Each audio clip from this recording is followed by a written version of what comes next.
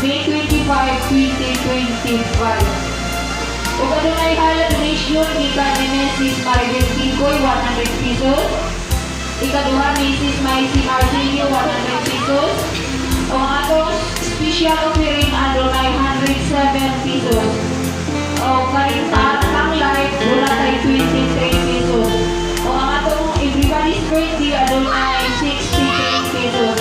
May nagtotal kinuyo 393 pesos. Okay, maula ka po kung